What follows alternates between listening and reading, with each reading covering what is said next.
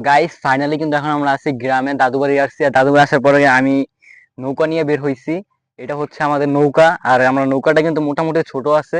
আমরা এই নৌকা নিয়ে বের হইছি খালে, ছোট খালের ভিতরে বের হইছি। আর আমরা এখন বাজে হচ্ছে ঠিক সন্ধ্যা, মেবি ঘড়িটা অন করতে পারতেছি না, সন্ধ্যা 6:30টার মতো এরকম বাজে। সো আমরা এখনো ঘুরতেছি আর প্রায় কিন্তু সন্ধ্যা হয়ে গেছে। আর আমরা এখন আসছি গ্রামের ভিতরে, কিন্তু আমাদের এখানে একটা জায়গা আছে যেখানে হচ্ছে মানে ভুতুরে কিছু কাহিনী আছে। আমি এত কিছু জানি না, বাট আমাকে অনেকে নিষেধ করছে, আমার নৌকা নিয়ে বের হওয়ার সময় অনেকে নিষেধ করছে। সো আমি তারপর এখানে বাধ্য হয়ে আসছি জাস্ট ভিডিও করার জন্য।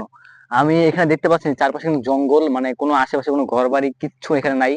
এই পাশেও দেখেন, এই পাশেও কিন্তু জঙ্গল, মানে ধান ক্ষেত, এই হচ্ছে সামনে ধান ক্ষেত, এই খেজুর গাছ, তাল গাছ সবকিছু কিন্তু এখানে আছে। বাট এখানে কিন্তু কোনো মানে ওরকম ভাবে কিন্তু কোনো মানে ঘর বাড়ি আশেপাশে কিছু নেই। আর এটা হচ্ছে পঁয়তাত্তরটা বাড়ি, মানে আপনার দেখলে বুঝতে পারেন পঁয়তাত্তরটা বাড়ি, মানে বাড়িটা দেখলে মানে ভয় লাগতেছে। আর এখন তা হয়ে গেছে সন্ধ্যা, একটু